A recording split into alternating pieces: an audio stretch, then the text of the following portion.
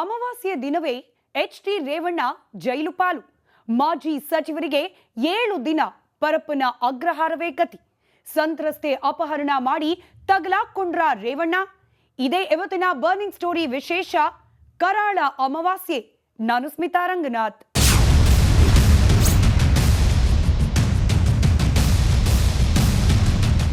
ರಾಜ್ಯ ರಾಜಕೀಯದಲ್ಲಿ ತೀವ್ರ ಹಲ್ಚಲ್ ಎಬ್ಬಿಸಿರೋದು ಪೆನ್ ಡ್ರೈವ್ ಪ್ರಕರಣ. ಅದರಲ್ಲೂ ಸಂತ್ರಸ್ತೆಯೊಬ್ಬರನ್ನ ಕಿಡ್ನಾಪ್ ಮಾಡಿರೋ ಮ್ಯಾಟರ್ನಲ್ಲಿ ಮಾಜಿ ಸಚಿವ ಎಚ್.ಡಿ. ರೇವಣ್ಣಗೆ ಕಂಟಕ ಎದುರಾಗಿದೆ. ಸದಾ ಹೋಮ ಹವನ ಜ್ಯೋತಿಷ್ಯ ಅಂತ ನೋಡ್ತಿದ್ದ ರೇವಣ್ಣಗೆ ಅಮಾವಾಸ್ಯೆ ದಿನವೇ ಜೈಲು ಪಾಲಾಗಿದ್ದಾರೆ. ನ್ಯಾಯಾಲಯದ ಆದೇಶದ ಅನ್ವಯ ಪರಪ್ಪನ ಅಗ್ರಹಾರ ಸೇರಿದ್ದಾಗಿದೆ.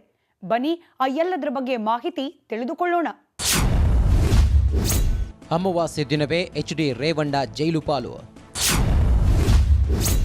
ಮಾಜಿ ಸಚಿವಗೆ 7 ದಿನ ಪರಪ್ಪನ ಅಗ್ರಹಾರವೇ ಗತಿ. ರಾಜ್ಯಾದ್ಯಂತ ಸಂಚಲನ ಸೃಷ್ಟಿಸಿರೋ ಪೆನ್ ಡ್ರೈವ್ ಪ್ರಕರಣ.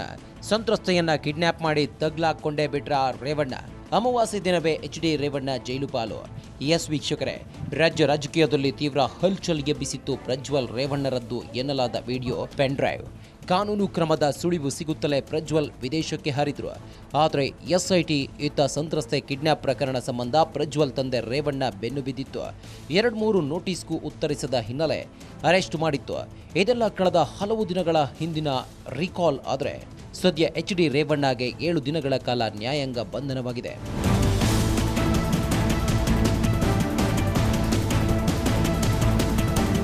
ಎಸ್ ವೀಕ್ಷಕರೇ, ನ್ಯಾಯಾಂಗ ಬಂಧನ ಆದೇಶ ಕೇಳ್ತಿದ್ದಂತೆ ರೇವಣ್ಣ ಕಣ್ಣೀರು ಹಾಕ್ತಾ ಅಳುತ್ತಲೇ ಕೋರ್ಟ್ನಿಂದ ಹೊರಬಂದ್ರು. ಈ ವೇಳೆ ರೇವಣ್ಣ ನಡಿ ಈಗ ಶುರು ಮಾಡೋಣ. ಕೇಸರಿಯಿಂದ ಮನೋಲ್ಲಾಸ ಮನಸ್ಸು ಮತ್ತೇರಿ ಕುಣಿದಾಡಿದೆ ನೋಡು, ಮನಸ್ಸು ಮತ್ತೇರಿ ಕುಣಿದಾಡಿದೆ ನೋಡು. ಕ್ಷಣ ಕ್ಷಣವೂ ಆಚರಿಸಿ ಕೇಸರಿ ಹಬ್ಬ. ವಿಮಲ್ ಬಾಯಲ್ಲಿ ಹೇಳಿ ಕೇಸರಿ. ಹಾಗೆ ವಕೀಲರು ಸಾಂತ್ವನ ಹೇಳಿದ್ರು. ಇನ್ನೊಂದೆಡೆ ಈ ಮೂಲಕ ದೇವೇಗೌಡರ ಕುಟುಂಬದ ಸದಸ್ಯರೊಬ್ಬರು ಇದೇ ಮೊದಲ ಬಾರಿಗೆ ಜೈಲಿಗೆ ಹೋದಂತಾಗಿದೆ. ಅದು ಕೂಡ ಮಾಜಿ ಸಚಿವ ಎಚ್.ಡಿ. ರೇವಣ್ಣ ಪರಪ್ಪನ ಅಗ್ರಹಾರ ಕಾರಾಗೃಹದ ಪಾಲಾಗಿದ್ದಾರೆ. 7 ದಿನಗಳ ಕಾಲ ರೇವಣ್ಣ ಅವರನ್ನ ನ್ಯಾಯಾಂಗ ಬಂಧನಕ್ಕೆ ಒಪ್ಪಿಸಲಾಗಿದೆ. ಇದರಿಂದಾಗಿ ಮೇ 14ರವರೆಗೆ ಮಾಜಿ ಸಚಿವ ಎಚ್.ಡಿ. ರೇವಣ್ಣ ಪರಪ್ಪನ ಅಗ್ರಹಾರ ಜೈಲಿನಲ್ಲಿ ನ್ಯಾಯಾಂಗ ಬಂಧನದಲ್ಲಿ ಇರ್ತಾರೆ.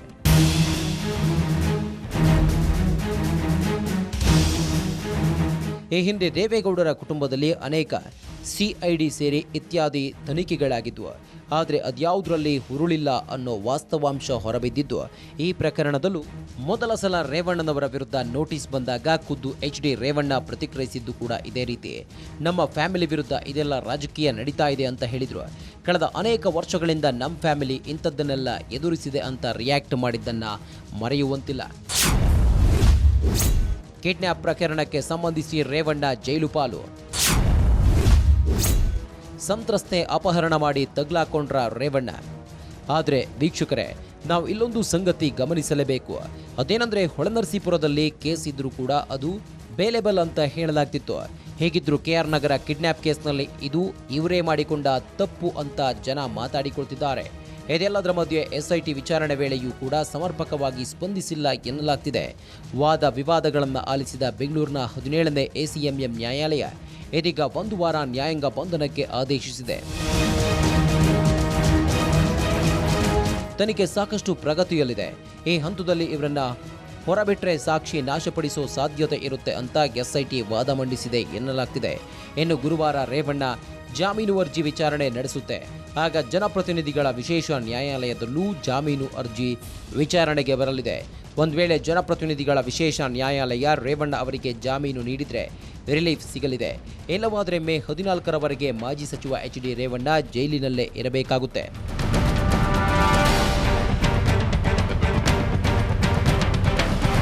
ಕೆಲ ದಿನಗಳಿಂದಲೂ ಕೂಡ ಎಸ್ಐಟಿ ಎಚ್.ಡಿ. ರೇವಣ್ಣ ಅವರ ಮೇಲೆ ದಾಖಲಾದ ಲೈಂಗಿಕ ದೌರ್ಜನ್ಯ ಪ್ರಕರಣದಲ್ಲಿ ವಿಚಾರಣೆಗೆ ಹಾಜರಾಗುವಂತೆ ಎಸ್ಐಟಿ ತಂಡವು ನೋಟಿಸ್ ನೀಡಿದ್ರು, ನಿರ್ಲಕ್ಷಿಸಿದ್ರು. ಆದರೆ ಲುಕೌಟ್ ನೋಟಿಸ್ ಜಾರಿಗೊಳಿಸಿದ ನಂತರ ಬಂಧನದ ಭೀತಿಯಿಂದ ನಿರೀಕ್ಷಣಾ ಜಾಮೀನಿಗೆ ಅರ್ಜಿ ಹಾಕಿದ್ರು. ಇನ್ನೊಂದೆಡೆ ಸಂತ್ರಸ್ತೆಯನ್ನ ಕಿಡ್ನಾಪ್ ಮಾಡಿದ ಆರೋಪದಲ್ಲಿ ಸಂತ್ರಸ್ತ ಮಹಿಳೆ ಪುತ್ರನಿಂದ ದೂರು ದಾಖಲಾಗಿತ್ತು. ಆಗ ಎಚ್.ಡಿ. ರೇವಣ್ಣ ಅವರಿಗೆ ಜಾಮೀನು ನಿರಾಕರಿಸಲಾಗುತ್ತೆ. ಇದರ ಬೆನ್ನಲ್ಲಿಗೆ ಮಾಜಿ ಪ್ರಧಾನಿ ದೇವೇಗೌಡರ ನಿವಾಸದಲ್ಲಿದ್ದ ರೇವಣ್ಣರನ್ನ ಅಂದು ಬಂಧಿಸಲಾಗಿರುತ್ತೆ.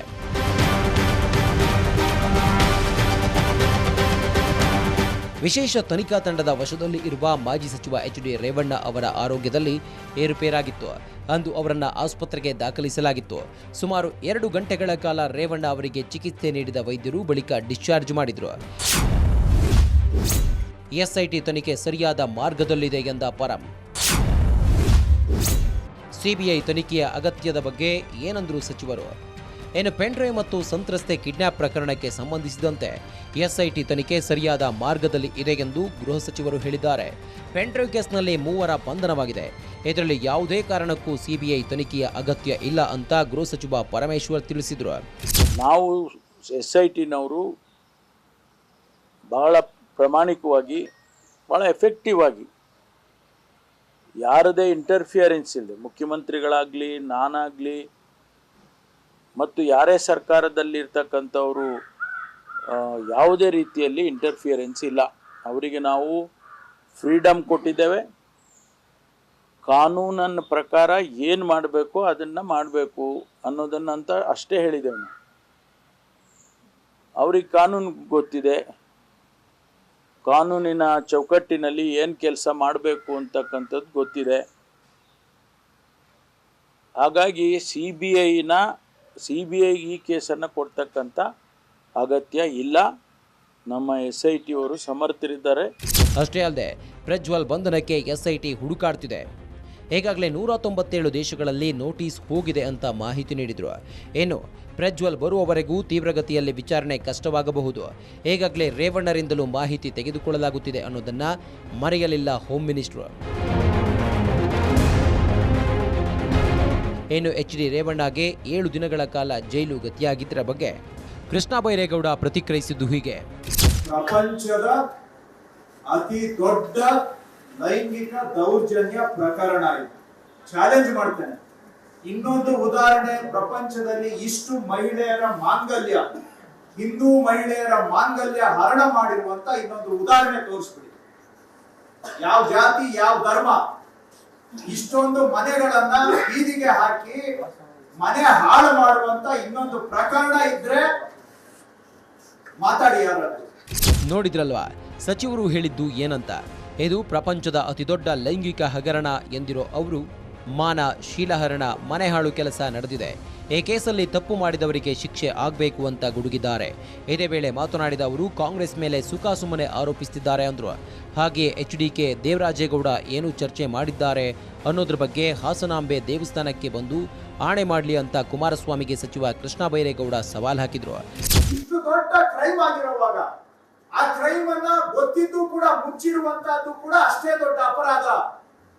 ಇವತ್ತು ಅವ್ರ ಮಾತು ಕೇಳ್ಕೊಂಡು ಚರ್ಚೆಗಳು ನಡೀತಾ ಇದೆ. ಯಾರು ಈ ಸಿಕ್ಕಿದ ಸಾಕ್ಷ್ಯವನ್ನ ಉಪಯೋಗ ಮಾಡಿಕೊಂಡು ಬ್ಲಾಕ್ ಮೇಲ್ ಮಾಡಕ್ಕೆ ಹೋದಂತವ್ರು. ಯಾರನ್ನ ಭೇಟಿ ಮಾಡಿಲ್ಲ ಬ್ಲಾಕ್ ಮೇಲ್ ಮಾಡೋದಿಕ್ಕೆ, ಕುಮಾರಸ್ವಾಮಿ ಅವರನ್ನೇ ಭೇಟಿ ಮಾಡಿದ್ದಾರೆ ಅಂತ ಕೂಡ ಇದೆ. ಏನ್ ಚರ್ಚೆ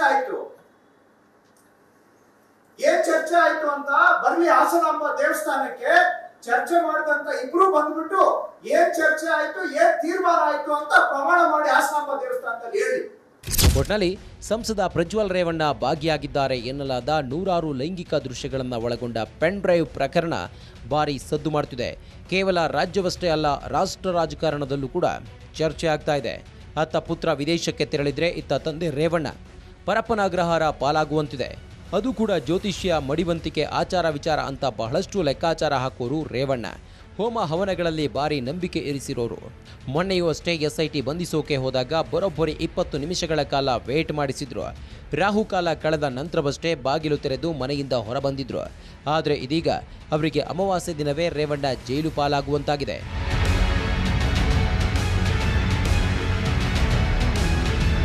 ಪ್ರಕರಣದಲ್ಲಿ ಸಂತ್ರಸ್ತೆಯನ್ನ ಕಿಡ್ನ್ಯಾಪ್ ಮಾಡಿರೋ ಪ್ರಕರಣದಲ್ಲಿ ಮಾಜಿ ಸಚಿವ HD ರೇವಣ್ಣ ಜೈಲು ಪಾಲಾಗಿದ್ದಾರೆ. ಮತ್ತೊಂದೆಡೆ ರೇವಣ್ಣ ಪತ್ನಿ ಭವಾನಿ ರೇವಣ್ಣ ಆತಂಕದಲ್ಲಿದ್ದಾರೆ. ಇದೆಲ್ಲದರ ಮಧ್ಯೆ JDS ನಾಯಕರು ಭವಾನಿ ರೇವಣ್ಣ ನಿವಾಸದತ್ತ ದೌಡಾಯಿಸುತ್ತಿದ್ದಾರೆ. ಅತ್ತ ಮಾಜಿ CM HD ಕುಮಾರಸ್ವಾಮಿ ಅವರಂತೂ ಕಾಂಗ್ರೆಸ್ ವಿರುದ್ಧ ಆಕ್ರೋಶ ವ್ಯಕ್ತಪಡಿಸುತ್ತಿದ್ದಾರೆ. ಇದೆಲ್ಲದರ ಮಧ್ಯೆ ರೇವಣ್ಣ ಅವರ ವಿಚಾರದಲ್ಲಿ ಮುಂದೇನಾಗುತ್ತೆ ಅನ್ನೋದು ಕುತೂಹಲ ಕೆರಳಿಸಿದೆ. ಒಂದ್ ಕಡೆ ರೇವಣ್ಣ ಬಂಧನವಾಗಿದ್ರೆ ಇನ್ನೊಂದ್ ಕಡೆ ಕಾಂಗ್ರೆಸ್ ವಿರುದ್ಧ ಜೆಡಿಎಸ್ ಪ್ರತಿಭಟನೆ ನಡೆಸುತ್ತಿದೆ. ಕುಮಾರಣ್ಣ ವರ್ಸಸ್ ಡಿಕೆ ಶಿವಕುಮಾರ್ ಅನ್ನೋ ರೀತಿ ಪರಿಸ್ಥಿತಿ ಎದುರಾಗಿರೋದು ಯಾಕೆ ಅನ್ನೋದ್ರ ಬಗ್ಗೆ ತಿಳಿಯೋಣ ಬ್ರೇಕ್ ಆದ್ಮೇಲೆ.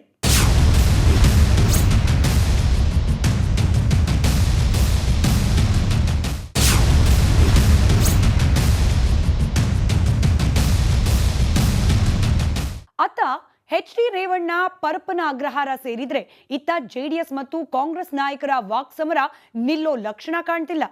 ಡಿಸಿಎಂ ವಿರುದ್ಧ ಕುಮಾರಸ್ವಾಮಿ ಸಾಲು ಸಾಲು ಆರೋಪ ಮಾಡಿ ಸುರಿಮಳೆಗೈದಿದ್ದಾರೆ. ಇನ್ನೊಂದ್ ಕಡೆ ಕುಮಾರಸ್ವಾಮಿ ಏನ್ ಲಾಯರ ಅಥವಾ ಜಡ್ಜ ಅಂತ ಡಿಕೆ ಶಿವಕುಮಾರ್ ವ್ಯಂಗ್ಯವಾಡಿದ್ದಾರೆ. ಪ್ರಜ್ವಲ್ ಪೆನ್ಡ್ರೈವ್ ಕೇಸ್ ಕೋಲಾಹಲ. ಆ ಮಾಜಿ ಶಾಸಕರು ಬಿಚ್ಚಿಟ್ಟ ಸ್ಫೋಟಕ ವಿಷಯವೇನು? ಎಲೆಕ್ಷನ್ ಅಖಾಡದಲ್ಲಿ ಹಲ್ಚಲ್ ಎಬ್ಬಿಸಿದ್ದ ಪೆನ್ಡ್ರೈವ್ ಪ್ರಕರಣ ಇದೀಗ ಮತ್ತಷ್ಟು ಸಂಚಲನ ಮೂಡಿಸುತ್ತಿದೆ. ರಾಜ್ಯದ ವಿವಿಧ ಕಡೆ ಜೆಡಿಎಸ್ ಕಾರ್ಯಕರ್ತರು ಪ್ರತಿಭಟನೆಗೆ ಇಳಿದಿದ್ದಾರೆ.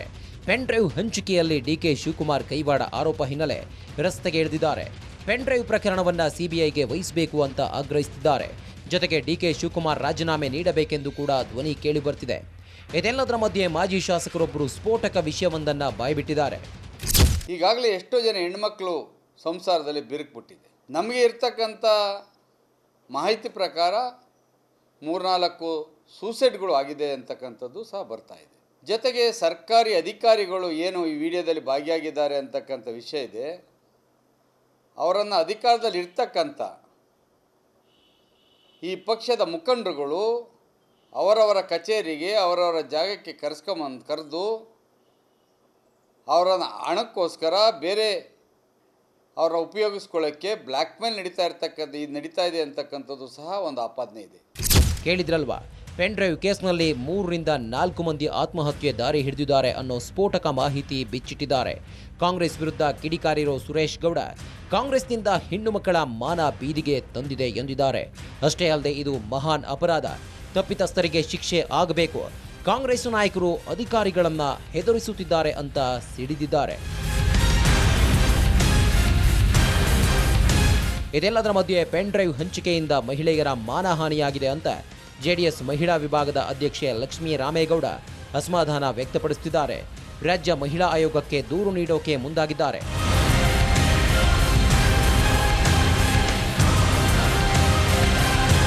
ಹಾಸನ ಪೆನ್ಡ್ರೈವ್ ಕೇಸ್ ಹಾಗೂ ಮಹಿಳೆಯ ಕಿಡ್ನ್ಯಾಪ್ ಪ್ರಕರಣ ಭಾರೀ ಸಂಚಲನ ಮೂಡಿಸುತ್ತಿದೆ. ಈ ಸಂಬಂಧ ಮಾಜಿ ಸಚಿವ ಹಾಗೂ ಶಾಸಕ ಎಚ್.ಡಿ. ರೇವಣ್ಣ ಬಂಧನ ವಿಚಾರ ಇದೀಗ ರಾಜಕೀಯ ತಿರುವನ್ನ ಪಡೆದುಕೊಳ್ಳುತ್ತಿದೆ. ಆದರೆ ಪೆನ್ಡ್ರೈವ್ ಲೀಕ್ ಮಾಡಿದವರು ಯಾರು ಅನ್ನೋದು ಮಾತ್ರ ಮತ್ತಷ್ಟು ನಿಗೂಢವಾಗ್ತಾನೆ ಹೋಗ್ತಿದೆ. ಆದರೆ ಇತ್ತ ದಳಪತಿ ವರ್ಸಸ್ ಕನಕಪುರ ಬಂಡೆ ಎಂಬಂತಾಗಿದೆ ಪರಿಸ್ಥಿತಿ. ಇನ್ನು ದೇವರಾಜೇಗೌಡ ಮಾತಿಗೆ ಪ್ರತಿಕ್ರಿಯಿಸಿರೋ ಮಾಜಿ ಸಂಸದ ಶಿವರಾಮೇಗೌಡ ಹೇಳಿದ್ದು ಏನು ಅನ್ನೋದನ್ನ ನೋಡಿ.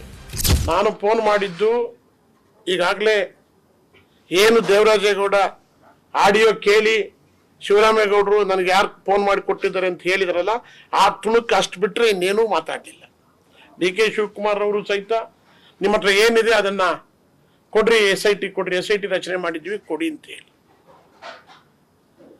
ನಮ್ಮ ಹತ್ರ ನನಗೆ ದೇವರಾಜೇಗೌಡನ ಪರಿಚಯ, ನಾವು ಒಂದೇ ಪಕ್ಷದಲ್ಲಿದ್ದವರು, ಮುಖ ಪರಿಚಯ ಅಷ್ಟೇ.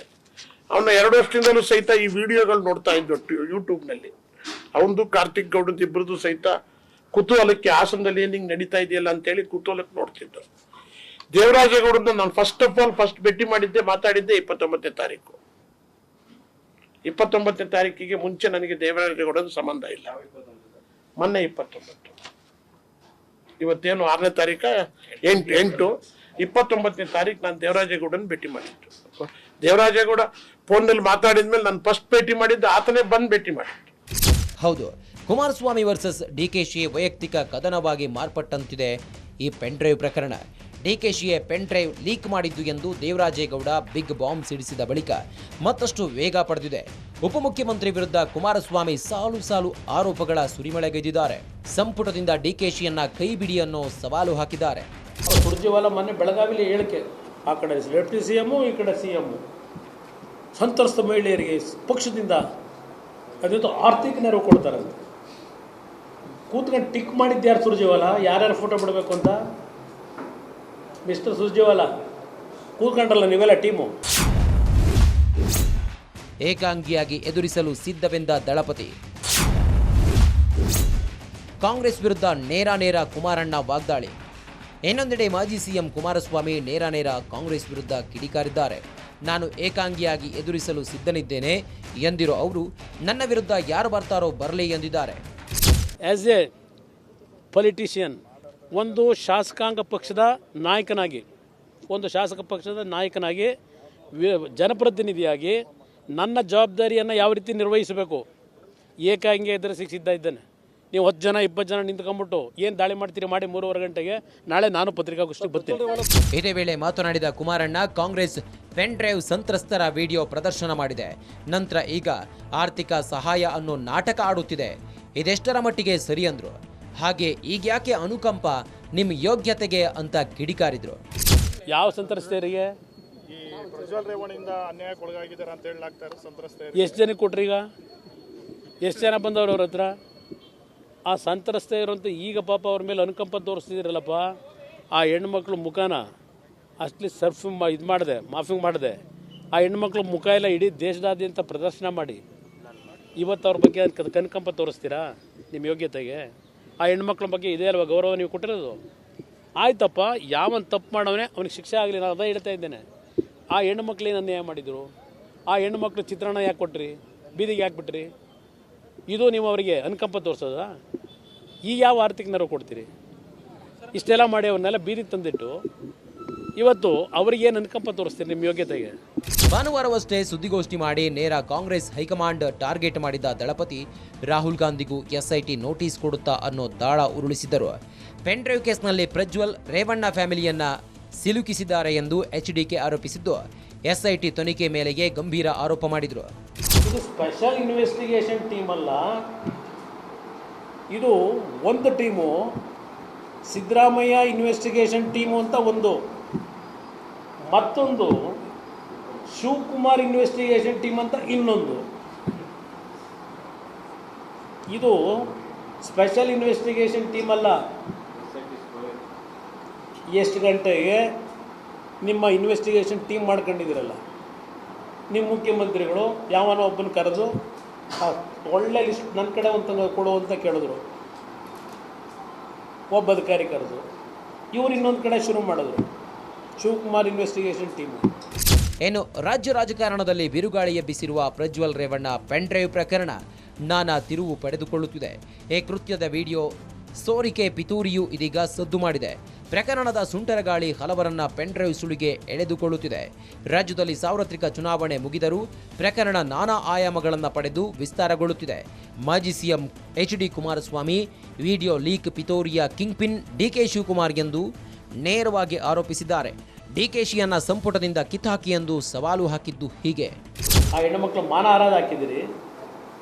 ಆ ಹಿನ್ನೆಲೆಯಲ್ಲಿ ಡಿಕೆ ಶಿವಕುಮಾರ್ ಅವರ ಕಾನ್ಸ್ಪಿರಸಿ ಇರ್ತಕ್ಕಂಥದ್ದು ಎದ್ದು ಕಾಣ್ತಾ ಇದೆ. ಫಸ್ಟು ಡಿಕೆ ಶಿವಕುಮಾರ್ನ ಕ್ಯಾಬಿನೆಟ್ಟಿಂದ ಸಸ್ಪೆಂಡ್ ಮಾಡಬೇಕು, ಡಿಸ್ಮಿಸ್ ಮಾಡಬೇಕು. ಇದು ನಮ್ಮ ಡಿಮ್ಯಾಂಡು. ಅಷ್ಟು ಸುಲಭವಾಗಿ ಬಿಡೋದಿಲ್ಲ ಈ ಕೇಸ್ನ.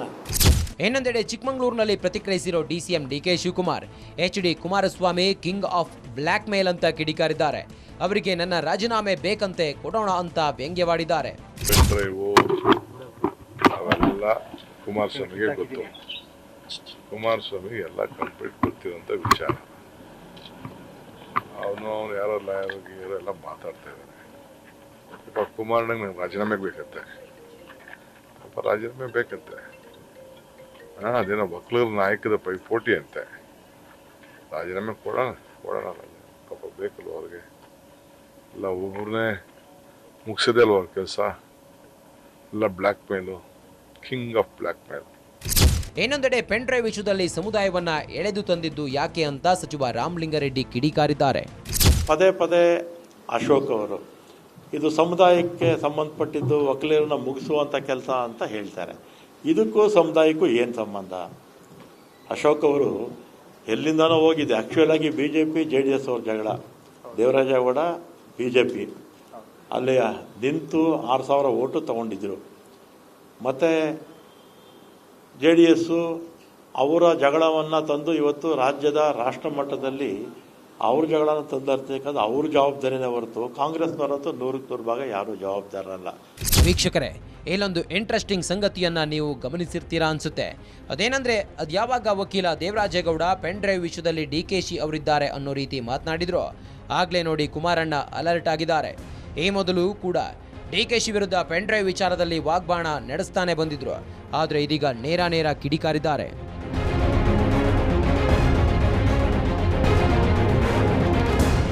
ಇದಾಗಿತ್ತು ಇವತ್ತಿನ ಬರ್ನಿಂಗ್ ಸ್ಟೋರಿ ವಿಶೇಷ. ನೋಡ್ತಾ ಇರಿ ರಿಪಬ್ಲಿಕ್ ಕನ್ನಡ, ಇದು ನಿಮ್ಮ ಧ್ವನಿ.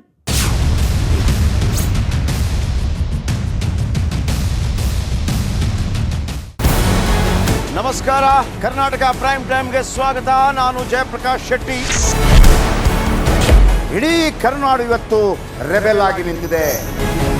ಈ ಹಗರಣಗಳನ್ನು ಸದನದಲ್ಲಿ ಪ್ರಸ್ತಾಪ ಮಾಡಲು ಕೂಡ ಕಾಂಗ್ರೆಸ್ ಹಿಂದೇಟು ಹಾಕಿದ್ದೇಕೆ? ನಿಮ್ಗೆ ಸಂಬಳ ಅದಕ್ಕೆ, ನಿಮಗೆ ವಾಹನ ಅದಕ್ಕೆ, ನಿಮಗೆ ವೆಪನ್ ಅದಕ್ಕೆ, ನೀವು ಅದನ್ನು ಸೆರೆ ಹಿಡಿಬೇಕಾಗಿದೆ. ನೀವು ವಿದ್ಯುತ್ ಬರ ಇದೆ ಅಂತ ಹೇಳ್ತಾ ಇದ್ದೀರಿ, ಎಲ್ಲಿ ಬರ ಇದೆ ನೀವು ಹೇಳಬೇಕು. ಪಾಕಿಸ್ತಾನ್ ಆಕ್ಯುಪೈಡ್ ಕಾಶ್ಮೀರ್ ಅದು ಎಂದೆಂದಿಗೂ ನಮ್ಮದು. 40 ಮೆಷಿನ್ಗಳು ತಂದಿತ್ತು ನೋಟ್ ಎಣಿಸುವುದಕ್ಕೆ, ಅದೇ ಹಾಳಾಯಿತು. ಮಥುರಾದ ಗಲಾಟೆ ಇದೆಯಲ್ಲ, ಅದು ಸ್ಥಳೀಯವಾಗಿ ಕೂತು ಪರಿಹರಿಸಬಹುದಾದಂಥ ಕಾನೂನಿದೆ. ಗ್ಯಾರಂಟಿ ಯೋಜನೆಯಿಂದ ನಷ್ಟ ಆಗಿದೆ, ಲಾಭ ಆಗಿದೆ, ದಯವಿಟ್ಟು ಹೇಳಿ. Dawood Ibrahim most wanted criminal ಯಾವಾಗಾದ ಅಂದರೆ ಇಲ್ಲಿ ತನಕ ಭಾರತ ದೇಶದಲ್ಲಿ ಓರ್ವ ದಲಿತ ಪ್ರಧಾನಿಯಾದಂಥ ಇತಿಹಾಸವೇ ಇಲ್ಲ. ರಿಪಬ್ಲಿಕ್ ವರ್ಲ್ಡ್ ಆಪ್ ಇದು ಕೇವಲ ಅಪ್ಲಿಕೇಶನ್ ಅಲ್ಲ, ಸಮಗ್ರ ಸುದ್ದಿಗಳ ಸಂಪರ್ಕ ಮಾರ್ಗಕ್ಕೆ ಕ್ರಾಂತಿಕಾರಿ ಬದಲಾವಣೆ. ರಿಪಬ್ಲಿಕ್ ವರ್ಲ್ಡ್ ಆಪ್ ಕೇವಲ ಸುದ್ದಿ ಅಪ್ಲಿಕೇಶನ್ ಅನ್ನ ಪರಿಚಯ ಮಾಡ್ತಾ ಇಲ್ಲ, ಬದಲಾಗಿ ಡಿಜಿಟಲ್ ಸುದ್ದಿ ಬಳಕೆಯ ಹೊಸ ಯುಗಕ್ಕೆ ನಾಂದಿ ಹಾಡ್ತಾ ಇದೆ. ಇದೊಂದು ಬ್ರೇಕಿಂಗ್ ನ್ಯೂಸ್, ಪ್ರಭಾವಶಾಲಿ ಕಾರ್ಯಕ್ರಮಗಳಿಗೆ ಗಟ್ಟಿಯಾದ ವೇದಿಕೆ. ರಿಪಬ್ಲಿಕ್ ವರ್ಲ್ಡ್ ಅಪ್ಲಿಕೇಶನ್ ಈಗ ಲೈವ್ ಆಗಿದೆ. ಗೂಗಲ್ ಪ್ಲೇ ಸ್ಟೋರ್ ಮತ್ತು ಆಪಲ್ ಆಪ್ ಸ್ಟೋರ್ ಎರಡರಲ್ಲೂ ಲಭ್ಯವಿದೆ. ಈಗಲೇ ಡೌನ್ಲೋಡ್ ಮಾಡಿ.